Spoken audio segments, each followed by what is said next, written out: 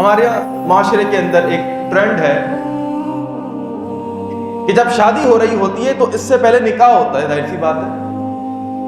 بعض لوگ کیا کرتے ہیں، نکاح کر دیا اور رخصتی نہیں کرتے، نکاح کے بعد رخصتی نہیں کرتے،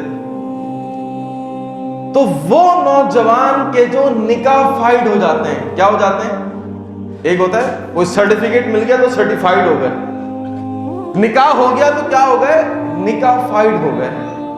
اب اگر کوئی جوان نکاح فائڈ ہو جائے اور رخصتی نہ ہو، مسجد میں آئے، امام صاحب سے نکاح پڑھوایا، لڑکا اپنے گھر لڑکی اپنے گھر، یہ ہونا نہیں چاہیے۔ المختصر، اب انسان جب اپنی منکوحہ کے ساتھ فون پر بات کرتا ہے تو باتوں میں ایسا وقت نکل جاتا ہے کہ یار پتہ ہی نہیں چلا گھنٹہ کب پورا ہو گیا، یار پتہ ہی نہیں چلا ابھی میں نے اپنا پیکج کروایا تھا ختم ہو گیا، یار مزہ اتنا آ رہا تھا کہ بس وقت کو پتہ نہیں چلا، وقت کیسے؟ اللہ اکبر کبیرہ۔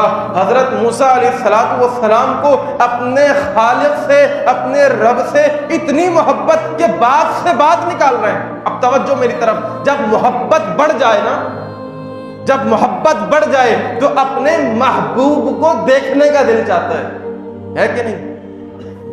جب محبوب سے بات کرنے میں اتنا مزہ آ رہا ہے، حضرت موسیٰ کہتے ہیں اے اللہ، جب بات کرنے میں اتنا مزہ ہے تو دیدار حسن کی لذت کا عالم کیا ہوگا؟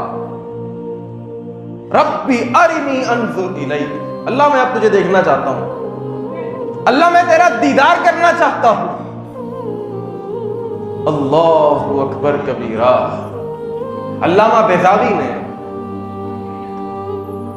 اس لفظ ارینی کے دو مطلب بیان کیے ہیں، توجہ ہے کہ نہیں؟ لفظ ارینی کے کتنے مطلب بیان کیے جی؟ دو مطلب بیان کیے۔ پہلا مطلب یہ ہے ربی ارینی، اللہ میری آنکھوں کے اندر وہ صلاحیت، وہ استعداد اور وہ قوت عطا فرما دے کہ میری آنکھ اس قابل بن جائے کہ تیرا دیدار کر لوں۔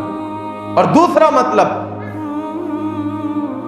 صاحب ذوق کے لیے، اللہ تو خود ان حجابات عظمت کو سرکا تاکہ چشم ذوق لطف دید حاصل کر سکے۔